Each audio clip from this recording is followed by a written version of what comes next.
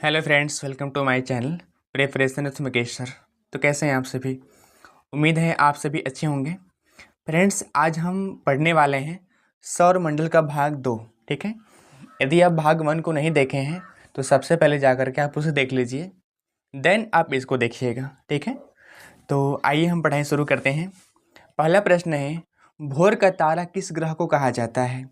Right answer है शुक्र ग्रह को कहा जाता है। ठीक है, अब देखिए, इससे संबंधित जितने भी फैक्ट हैं आप एक साथ यहीं पे देख लीजिए उसको। अगर हम बात करें तो सूर्य उदय से पहले देखिएगा, सूर्य उदय से पहले जो शुक्र ग्रह है ना, ये पूर्व दिशा में दिखाई देता है, इसीलिए इसे भोर का तारा कहा जाता है। इसके अलावा इसे इवनिंग स्टार भी कहा जाता है, मतलब शाम का तारा भी इसे कहा जाता है। ठीक है ना, क्योंकि सूर्य उदय के सूर्यास्त के बाद यह पश्चिम दिशा में दिखाई देता है, इसलिए। ओके, यह सबसे चमकीला भी होता है और सूर्य से दूरी के अनुसार तीसरा ग्रह होता है। ठीक है, चलिए और हम आगे बढ़ते हैं। देखिए, नेक्स्ट पॉइंट है, अगर इस ग्रह की हम बात करें तो इस ग्रह का घूर्णन गति सभी ग्रह की अपेक्षा सबसे कम होता है। ठीक है, अच्छा तो कितना होता है?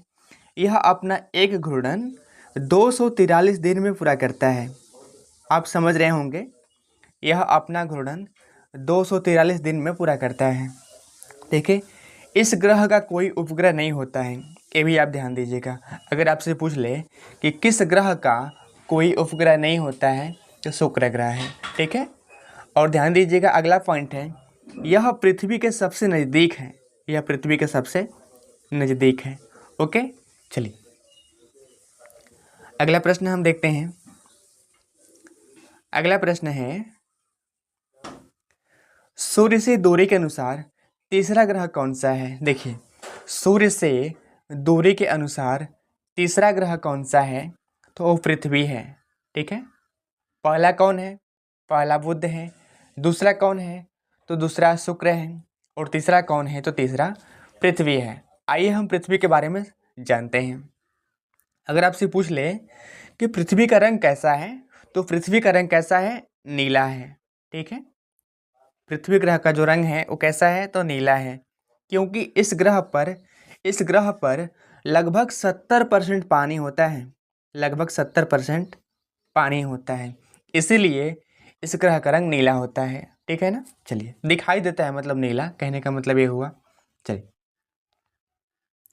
अगला पॉइंट हम देखते हैं। देखिए, पृथ्वी की दूरी सूर्य से लगभग 15 करोड़ किलोमीटर है।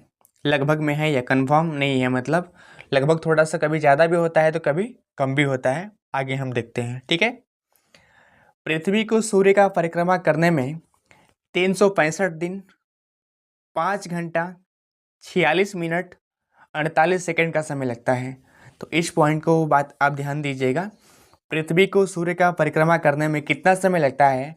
तो 365 दिन, 5 घंटा, 46 मिनट और 48 सेकंड का समय लगता है। ठीक है ना, चलिए अगला फैक्ट देखिए आप। अगला है, पृथ्वी अपना घूर्णन, यहाँ पर 30 घंटा हो गया है ना, एक गलत है, सॉरी यहाँ पर ये गलत है, 23 घंटा है। ठीक है, 23 आवर है, मतलब पृथ्वी अपना जो घूर्णन है ना 23 घंटा 56 मिनट 4.09 सेकंड में तय करता है। इसको आप ध्यान रखिएगा। ठीक है, अगर हम बात करें पृथ्वी की परिधि की, तो इसका परिधि है 40,075 किलोमीटर। ठीक है, अगर इसके हम व्यास की बात करेंगे तो व्यास है 12,756 किलोमीटर। तो दोनों फैक्ट आप ध्यान दीजिएगा, पृथ्वी का जो परिधि है वो 40,075 किलोमीटर है और पृथ्वी का जो व्यास है वो 12,756 किलोमीटर है। एक फैक्चुअल प्रश्न है जो आ जाता है सीधा आपके पेपर में। ओके, चलिए अगला हम देखते हैं। अगर हम देखें तो चंद्रमा का प्रकाश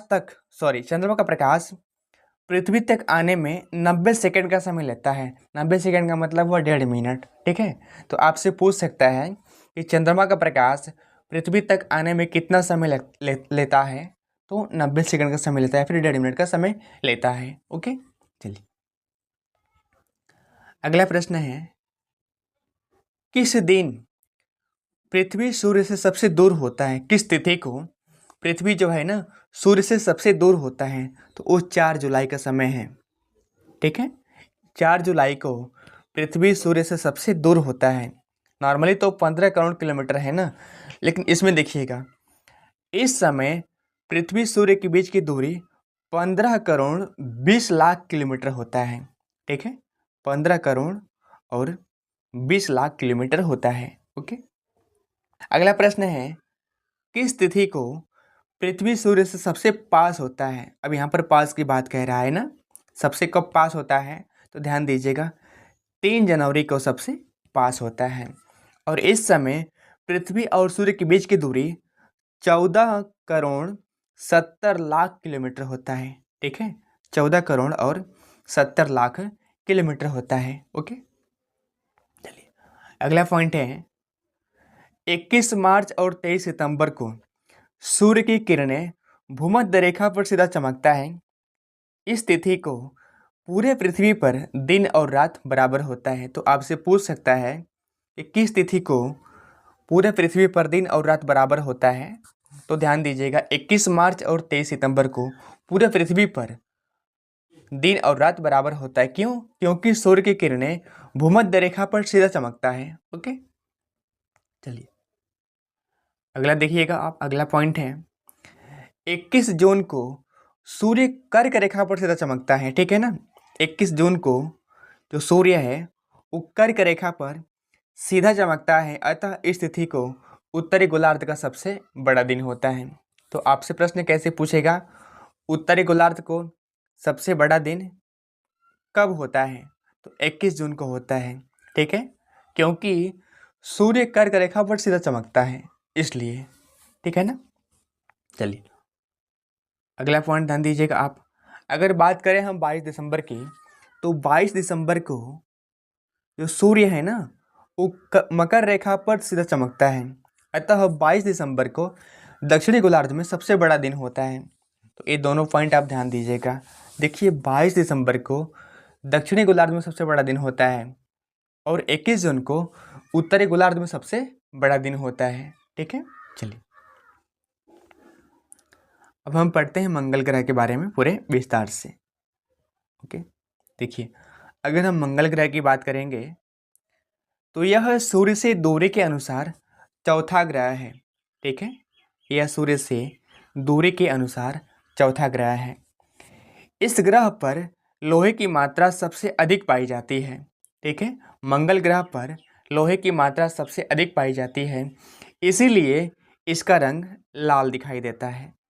तो ध्यान दीजिएगा, आपसे पूछेगा कौन सा ग्रह लाल रंग का होता है? तो मंगल ग्रह है। ठीक है, यह सूर्य से दूरी के अनुसार चौथा ग्रह है। ओके, चलिए इस ग्रह का स्वभाव पूर्ण रूप से पृथ्वी से मिलता है, अतः इस ग्रह पर जीवन संभव है। तो आपसे पूछ सकता है कि किस ग्रह का स्वभाव पृथ्वी से मिलता जुलता है? तो यह मंगल ग्रह है। ठीक है, इसे हम लाल ग्रह भी कहते हैं। चलिए आगे हम देखते हैं मंगल ग्रह के बारे में। मंगल ग्रह का अपने अक्ष से झुकाव लगभग 24 डिग्री है। ठीक है ना, जो पृथ्वी के समान है। तो इस बात को भी आप ध्यान दीजिएगा, जो मंगल ग्रह है यह अपने अक्ष से लगभग 24 डिग्री झुका हुआ है। ठीक है, मंगल ग्रह पर भी वायुमंडल पाया जाता है, इसीलिए तो पृथ्वी के समान है। मंगल ग्रह पर वायुमंडल भी पाया जाता है और यहाँ पर ऋतु परिवर्तन भी होता है। तो इस बात को आप ध्यान दीजिएगा। चलिए हम और आगे बढ़ते हैं। अगला है बृहस्पति ग्रह। अगर हम बृहस्पति ग्रह की बात करें तो यह सूर्य से दूरी के अनुसार 5वां ग्रह है। कौन सा है? तो 5वां ग्रह है। ठीक है ना, यह सौरमंडल का सबसे बड़ा ग्रह है। आपसे पूछ सकता है कि कौन सा ग्रह है सौरमंडल में, ऐसा कौन सा ग्रह है जो सबसे बड़ा है या फिर सर्वाधिक बड़ा है? तो बृहस्पति ग्रह है। ठीक है, ओके। इस ग्रह के सबसे अधिक उपग्रह हैं। तो आपसे ऐसे भी प्रश्न पूछ सकता है कि ऐसा कौन सा ग्रह है जिसका सबसे अधिक उपग्रह है? तो वो है बृहस्पति ग्रह। यह आकार में भी सबसे बड़ा है और इसकी घूर्णन गति भी सबसे तेज है, ठीक है ना, वो हम आगे पढ़ेंगे। चलिए अगला पॉइंट है, गैनीमेड जो है ना बृहस्पति का सबसे बड़ा उपग्रह है। तो आपसे पूछ सकता है कि बृहस्पति ग्रह का सबसे बड़ा उपग्रह क्या है, कौन सा है, तो गैनीमेड है, ठीक है। अगला पॉइंट हम देखते हैं। देखिए बृहस्पति ग्रह को जोवियन ग्रह के नाम से भी जाना जाता है, ठीक है ना। बृहस्पति ग्रह को जोवियन ग्रह के नाम से भी जाना जाता है, ठीक है। और इसे पीला ग्रह भी कहा जाता है क्योंकि यह पीला कलर का होता है, ठीक है ना।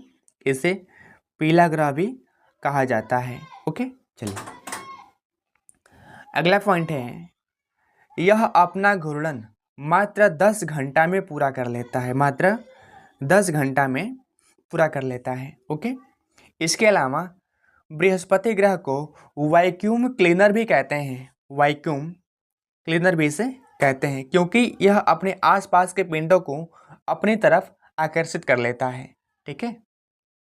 चलिए अब अगला पॉइंट है शनि ग्रह। अगर हम शनि ग्रह की बात करें तो इस ग्रह को काला ग्रह के नाम से भी जाना जाता है। पहला पॉइंट हुआ तो आपसे पूछेगा कि किस ग्रह को काला ग्रह के नाम से जाना जाता है, तो वो है शनि ग्रह, ठीक है ना। यह सूर्य से दूरी के अनुसार छठवां ग्रह है, ठीक है।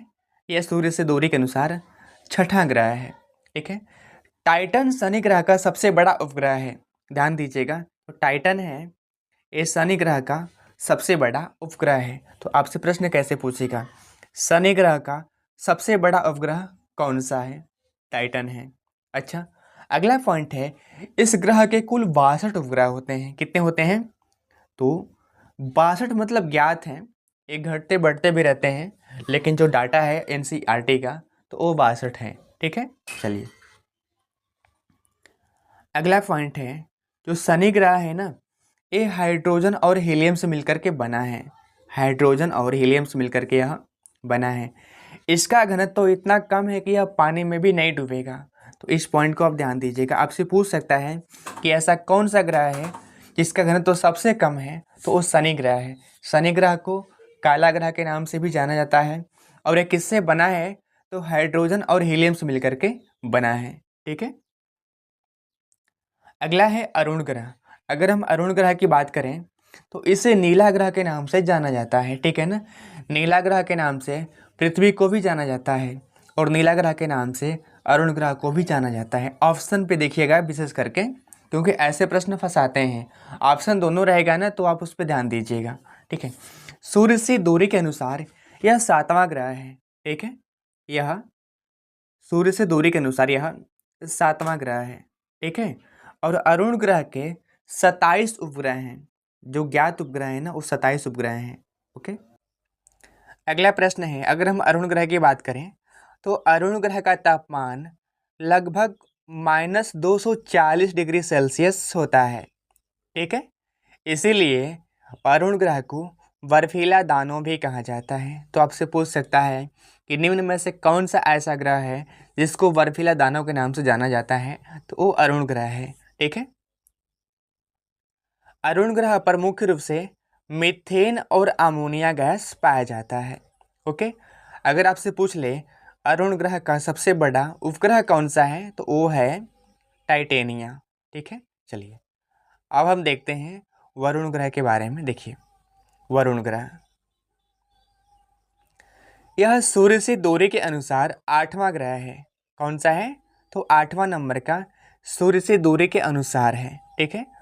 वरुण ग्रह के कुल 13 जो है ज्ञात उपग्रह हैं। तो आपसे पूछ सकता है कि वरुण ग्रह के कितने उपग्रह हैं, तो 13 हैं, ठीक है।